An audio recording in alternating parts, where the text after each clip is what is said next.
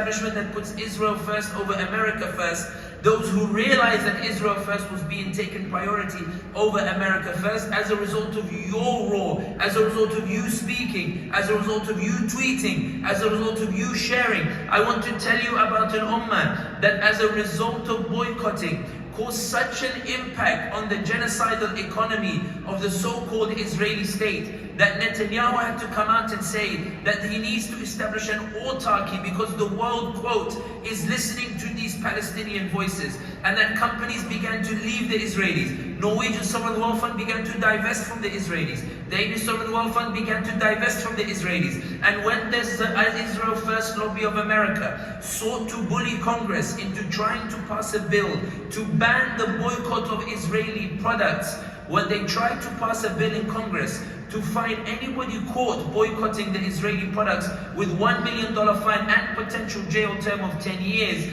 it was Marjorie Taylor Greene who stepped in to have that bill removed because she was outraged at the manner in which Israel First was coming at the expense of America First. It had been brought to her attention how vile and malicious this lobby was acting in a manner that was averse even to American interest, and therefore she stepped in to remove that bill.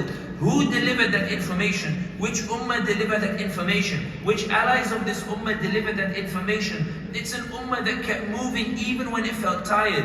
It's an ummah that kept moving even when it felt like it wasn't making much gains. It's an ummah that kept moving for no other reason than that it believed it was the right thing to do when you're seeing the changes that are taking place. I want to tell you about an ummah that roared so loudly, it made the Israel First come after American freedoms. It made the Israel First lobby go after US citizens and threaten naturalized citizens with withdrawing their passports, and then drag American citizens through the courts in Michigan and Nevada, those who are associated with American Muslims for Palestine, to try to silence their voices because they were terrified that because you're so loud, because you keep going, because you won't stop moving, Americans are listening, and when Americans hear your voice versus the propaganda being pushed by the genocidal regime, they're believing you over the genocidal regime. The ADL, part of the Israeli lobby, openly said that, quote, we have lost an entire generation.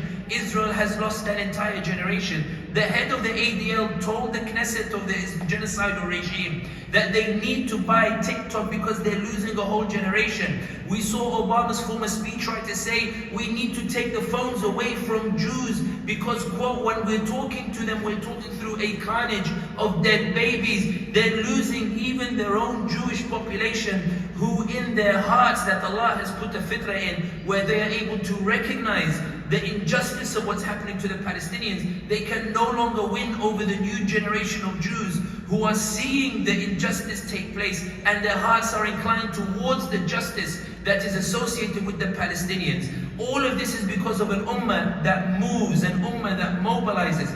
They drag US citizens through courts in Michigan and Nevada. The judges in Michigan and Nevada said the American citizens have the right to stand with the Palestinians against the genocidal regime. Then they went after green cards like Mahmoud Khalil and the like, and they have failed in getting him deported from the United States, as judges ruled that he also has the right to freedom of speech. Then they went after student visa, Rumaysa Ozturk and Mohsen Mehdawi of Colombia and these others, trying to silence and scare people to stop them talking. Because when you talk, Americans listen. When they hear the half, Americans are moved. When they hear the half, American hearts flip from darkness to light. They move from genocide to pro-Palestinian.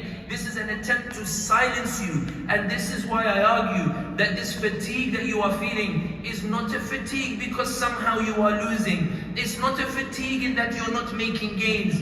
It's not a fatigue in the sense that somehow the Zionist lobby is so strong. We are realizing it's no longer as strong as we once thought, and that in the space of 2 years, because an ummah that chose to move, you are making an entire difference, whereby you were so loud that the UK government heard you and recognized Palestine. The French government heard you and recognized Palestine. The Spanish government heard you and recognized Palestine. The Canadian government heard you and they recognized Palestine. They looked at the supposed material superiority of the genocidal regime versus the roar of the ummah that resonated so deeply with non-Muslims who have fitra in their hearts, who resonate with humanity, who resonate with the call of justice and righteousness. And they all said, despite this material superiority of the genocide, we're going to go along with this raw, we're hearing the message, we're going to go along with the shift in public opinion. And now you can see that it's the Zionists who are on the back foot. Now, as I speak to you at this time, there is a tentative ceasefire that is taking place in Gaza that the Zionists are trying to break. The UN has voted for an international force. But look at the dynamics of this international force. The Zionists are no longer having it their way. Do you think that the Zionists wanted a ceasefire? No. Do you think they want an international force in Gaza? No. They're losing control and they are in hysteria over why they are losing control as they wrestle with Erdogan in Turkey over the composition of the international force, out of fear that if Turkish troops are sent into Gaza, then the dream of the genocidal regime to annex Gaza will never happen. And more important than that, let me tell you about an ummah that was genocided for 2 years and bombed for 2 years, and still the Israelis could not take Gaza. Still they could not take Palestine. Still they could not erase them. Still they could not drive them from their land. Still they could not ethnically cleanse them. Still the Palestinian is there. Still the Palestinian breathes. Still the Palestinian is alive. Still the Palestinian stands strong.